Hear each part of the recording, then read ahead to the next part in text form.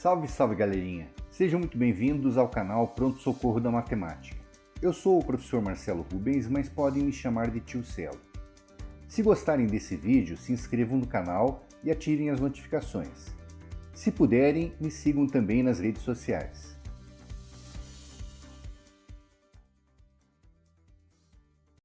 Nesse vídeo vamos começar a organizar nosso pensamento sobre o que é a análise combinatória. Sem perceber, todos os dias nós fazemos análise combinatória. Quando escolhemos que roupa vestir, quando escolhemos o que colocar em nosso prato, quando escolhemos que caminho percorrer para ir ao supermercado. Você já percebeu que a análise combinatória tem a ver com escolhas? Ou melhor, com a quantidade de escolhas? Por isso, o foco da análise combinatória é quantitativo. Vimos em um vídeo aqui do canal que a árvore de possibilidades permite que façamos essa análise. Se você não viu, lá no final desse vídeo tem um card para que possa vê-lo se quiser. Hoje vamos tratar do princípio fundamental da contagem, ou como alguns preferem chamar, princípio multiplicativo. E o que diz esse princípio?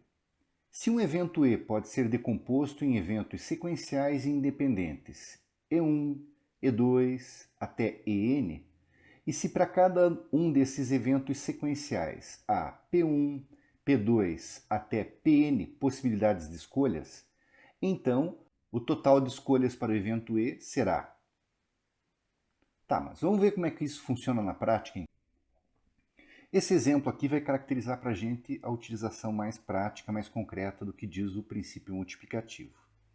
Em um restaurante popular, o cliente tem à disposição o seguinte cardápio: opções de proteína: peixe, frango, carne e ovos. Acompanhamento: arroz, macarrão, batata frita. Salada: alface, tomate, escarola. E para sobremesa, pudim, gelatina, sorvete ou fruta. Um cliente que escolher montar sua refeição com uma proteína, um acompanhamento, uma salada e uma sobremesa, terá quantas opções diferentes? Bom, nós podíamos utilizar a árvore de possibilidades, mas ela vai ser bem trabalhosa em função de são 4 etapas e várias opções para cada uma das etapas.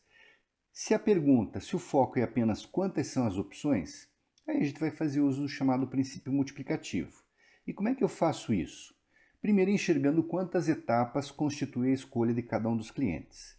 Nesse caso, a pessoa vai escolher uma opção de proteína, uma opção de acompanhamento, uma opção de salada e uma opção de sobremesa, ok? Tá, para opção de proteína, quantas escolhas ela possui? São 4 escolhas diferentes. Para opção de acompanhamento, 3 escolhas diferentes. Para a opção de salada, também 3 escolhas. E para a sobremesa, 4. O que então eu estou entendendo da situação? Serão 4 etapas que serão preenchidas. Elas são etapas sequenciais e independentes. A escolha do tipo de acompanhamento não dependeu da escolha do tipo de proteína que o cliente fez. Por isso, eu posso aplicar de forma bem segura o chamado princípio multiplicativo. Como? Multiplicando as quantidades de preenchimento de cada uma das etapas. Nesse caso, então, meus amigos, 4 vezes 3, 12, vezes 3, 36, vezes 4, 144 refeições diferentes o cliente desse restaurante tem para montar. Ok? Bem mais fácil, bem mais simples do que utilizar uma árvore de possibilidades, concordam? Vamos para mais uma situação? Esse próximo exemplo, pessoal, é uma daquelas situações bem clássicas para análise combinatória. Vamos ver o probleminha que está sendo proposto aqui para a gente. Usando os algarismos 1, 2, 3, 4, 5, 6 e 7, podemos montar números de 3 algarismos. Sobre esses números, pergunta-se, primeiro, quantos são?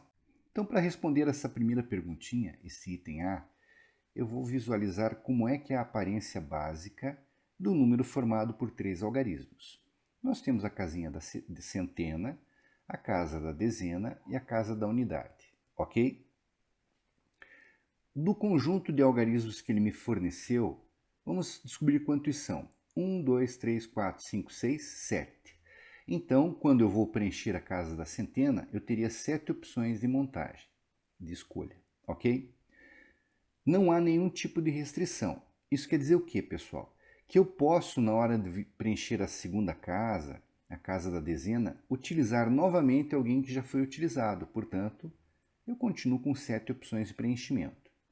Para finalizar, a casa da unidade, novamente sem restrição, portanto, novamente 7 opções de preenchimento. Muito bem. Agora, o que eu faço? Eu vou multiplicar estas quantidades que estão caracterizadas. 7 vezes 7 vezes 7. 7 vezes 7, 49.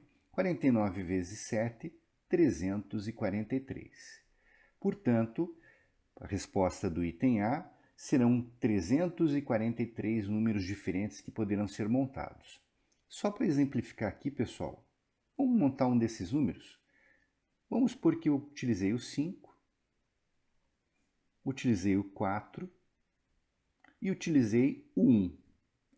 Um dos possíveis 343 números seria o 541, ok? Letra B. Na letra B há uma condiçãozinha, né? Então está sendo imposta uma restrição. Ele quer saber de quantos deles, em quantos deles, não ocorre repetição de algarismo. Então vamos lá. A nossa estrutura continua tendo 3 vagas, né? Que serão preenchidas para a centena, para a dezena e para a unidade. Bom, no primeiro momento, no preenchimento da centena, eu tenho 7 algarismos disponíveis. Na hora que eu vou preencher a dezena, já que ele disse que eu não posso repetir o algarismo, eu não vou poder utilizar quem já foi utilizado. Então eu passo a ter 6 opções de preenchimento. Vou ter utilizado alguém e agora vou para a casa da unidade. Não posso utilizar quem foi usado na centena e nem na dezena. Portanto, daqueles 7 algarismos que havia, eu só tenho 5 disponíveis. Vamos lá, gente? Para saber qual é a quantidade total, multiplicação, né? Princípio multiplicativo. 7 vezes 6, 42. Vezes 5, 210. Então, nós temos 210 números que serão formados sem que ocorra repetição de algarismo. Vamos ver um exemplozinho só para caracterizar quem seria ou quem poderia ser? Vocês concordam que esse número aqui de cima se encaixa no caso de baixo? Mas vamos montar um outro, né? Por exemplo, vamos supor que eu tivesse utilizado 7, que eu tivesse utilizado 6 e que eu tivesse utilizado 5. Então, esse número, o 765, é um dos 210 números que podem ser montados obedecendo a pergunta do item B. Ok? Letra C.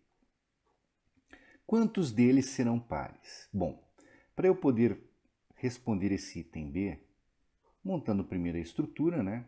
Centena, dezena e unidade.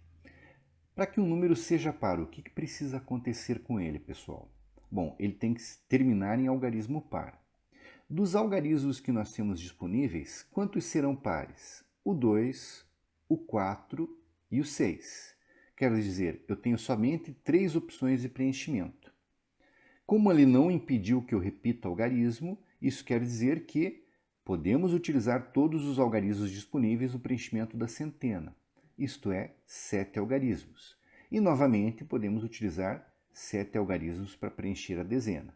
Para finalizar e descobrir quantos números são, princípio multiplicativo, né? Então vamos lá.